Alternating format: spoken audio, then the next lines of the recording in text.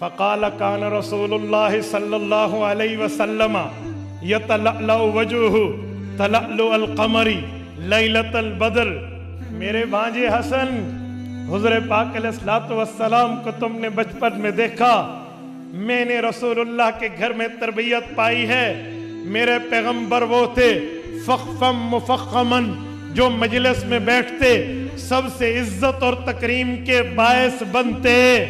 تلألؤ وجہہ تلألؤ القمر، ان کا چہرہ یوں چمکا کرتا تھا جیسے چاند کی دمک اور چمک ہوتی ہے، عام چاند بھی نہیں، لیلۃ البدر 14ویں رات کے چاند جیسی چمک ہوتی. اطول من المربو واکثر من المشذب، کوئی بندہ زیادہ اونچا ہو تو اس سے کم ہے، کوئی زیادہ پست ہو تو اس سے اونچی قد رکھنے والے ہیں. عظیم الہامہ، پیغمبر علیہ السلام کے چہرے مبارک کو رب نے باروب بنایا تھا. رجل الشعری، حضور پاک کے سر مبارک پہ بال ایسے تھے، ان انفرقت عقیقتہ فرق والا فلا، حضور پاک کے سر مبارک پہ مانگ نکل آتی، حضور نکال لیتے، سیدھی مانگ نکالتے تھے، ٹیڑھی مانگ کا رواج نہیں تھا. یہ سنت نہیں ہے، سنت سیدھی مانگ ہے، نکلتی تو نکال دیتے ورنہ ویسے ہی چھوڑ دیتے. یجاوز شعرہ شہمت اذنی، جب پیغمبر علیہ السلام کے بال بڑے ہونا ہوتے تو کان کی لو سے نیچے جاتے، اذا ہوا وفرہ، یہاں نیچے جاتے. اور پھر اس کے بعد فرمایا اظہر اللون، پیغمبر کرم بڑا خوبصورت تھا. حضور پاک کے لئے فرمایا واسع الجبین، حضور پاک کی پیشانی کشادہ تھی. ازج الحواجب، پیغمبر کے باریک خمدار یہ جو آبرو تھے، یہ آبرو ایک دوسرے سے ملے ہوئے نہیں تھے، جدا جدا تھے. بینہما عرق، ان آبروؤں کے درمیان ایک رگ ہوتی تھی. یدرکہ الغضب، جب پیغمبر کسی اللہ کی نافرمانی پر غصے میں آتے، رب العزت کی نافرمانی پر غصے میں آتے، وہ رگ بھڑک اٹھتی تھی. بینہما عرق یدرکہ الغضب اقن الارانین، پیغمبر علیہ السلام کے ناک مبارک تھوڑے بلندی مائل تھے. یعلمہ من لم یتأملہ اشما، جو اچانک دیکھتا غور نہ کرتا تو یوں لگتا ناک بڑی لمبی ہے، لیکن یوں نہیں تھی، وہ تو ایک نور کی نورانیت ہوتی جو چمک رہی تھی. کسل لحیہ، پیغمبر کی داڑھی بڑی گھنی تھی، حضور پاک کی داڑھی مبارک بڑی گھنی اور بہترین تھی. رسول اللہ سہل الخدین، پیغمبر کے رخسار مبارک جو تھے وہ ہموار تھے، اونچے اٹھے ہوئے نہیں تھے. آگے فرمایا فصلی الفم، پیغمبر کا چہرہ، پیغمبر کا منہ حضور پاک کا اعتدال کے ساتھ فراق تھا.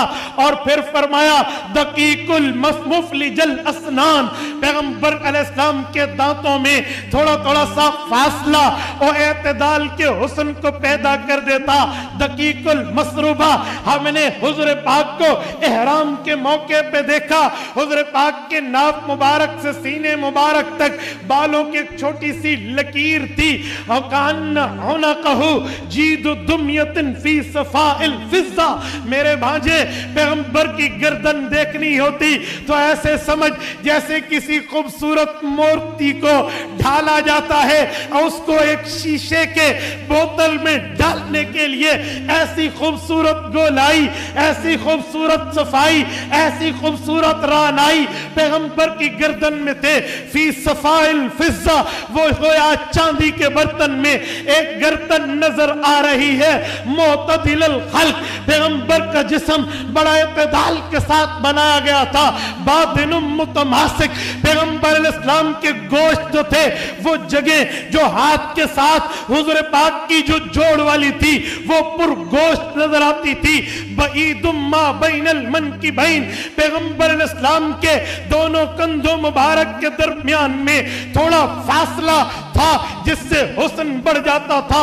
زخم القرادیس، پیغمبر کے جوڑوں میں گوشت بھرا ہوا تھا. انور المتجرد، اللہ کی قسم فرمایا وہ جگہ جو کپڑے سے باہر رہتی ہے، جیسے چہرہ، جیسے ہاتھ، جیسے پاؤں کا جو لباس سے باہر رہنے والی جگہ ہوتی تھی، رسول اللہ کی انور المتجرد اس پر ایسا نور ہوتا تھا. ہم حیران ہو جاتے، اوہ ہاتھ باہر ہوتے ہیں، انہیں کبھی کبھی دھوپ بھی لگتی ہے، انہیں آگ اور دھوئیں سے واسطہ بھی پڑتا ہے، پاؤں مٹی میں چلتے ہیں، انہیں کانٹے بھی چبھتے ہیں، انہیں پتھر بھی چبھتے ہیں، انہیں تکلیف بھی ہوتی ہے. فرمایا اس کے باوجود یہ باہر کے جسم کے حصے اتنے پیارے ہوتے. جو لباس کے اندر تھا اس کے حسن کی تو کیا بات ہی تھی.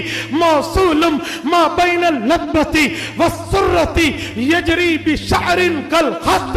پیغمبر علیہ السلام کے جسم کے حصوں میں سینے سے لے کر نیچے تک بالوں کی ایک لمبی لکیر نظر آتی. عارض الصدیین والبطنی مما سوا ذالک. اس لکیر والی بالوں کے ارد گرد، اس لکیر والی بالوں کے دائیں بائیں پیغمبر علیہ السلام کے سینے پر، پیغمبر علیہ السلام کے پیٹ مبارک پر بال نظر نہیں آتے تھے، قدرتی پیدا ہی نہیں ہوئے تھے. اور آگے فرمایا اشعر الذراعین والمنکبین واعالی الصدر. پیغمبر علیہ السلام کے بازوؤں پہ بال تھے، کندھوں کی اونچی جگہوں پہ تھوڑے بال تھے، سینے کی وہ حصے کی جگہ جو داڑھی مبارک کے ساتھ تھی، گردن کے ساتھ تھی، ادھر چند بال نظر آتے، باقی نہیں تھی. پھر فرمانے لگے، فرمایا طویل الزندین.